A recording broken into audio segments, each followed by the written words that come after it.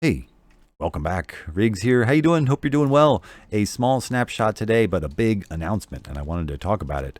But first, let me show you this new block that they've added. Kind of a cool thing. It just as a reminder, when you mine iron and gold now, you're going to be getting these new ore items. But people were sort of accurately pointing out that that doesn't really save a lot of room in your inventories. So they added this new kind of block that you can kind of condense them down in the same way that you could do with redstone or coal blocks. You can make those sort of condensed versions, so kind of a neat looking block too. And yeah, that'll help us save some inventory space. But the big announcement was not in the snapshot, although part of the snapshot does sort of address part of it, which I'll explain.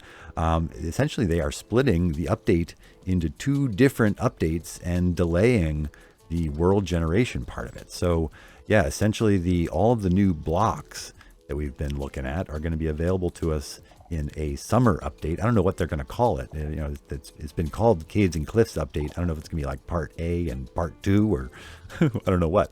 But yeah, essentially they're going to add all the new blocks somehow are going to be available to the world with copper and the moss blocks, and then also the mobs, the axolotl and the what you call it, the glow squid and the goats. Yeah, those are going to be in the world. But all the world generation stuff, the really crazy height expansion and the lowering the height down to negative Y levels, all of that is going to happen in a holiday update.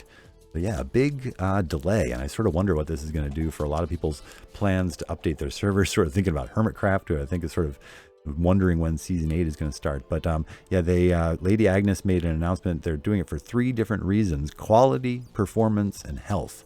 And so yeah, essentially they want to give themselves, it's a lot of stuff they're adding in this update, and they want to give themselves enough time to make it all good and fun and Minecrafty, as she said.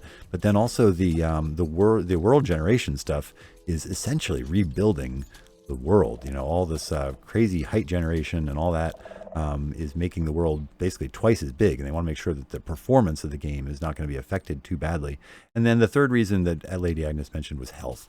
And we are still in a global pandemic. I hope everyone's doing okay. So they're trying to make sure that everybody's sort of taking care of themselves, not being forced to work overtime. So I think that's great.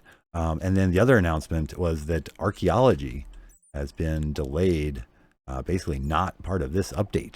So they want to make that, give themselves time to make that good. And they felt like it was just sort of forcing it into this update, which I kind of agree. It sort of was kind of an add-on, kind of, oh, really? Okay, archaeology. So I'm curious to see what they'll be able to do with it once they have time.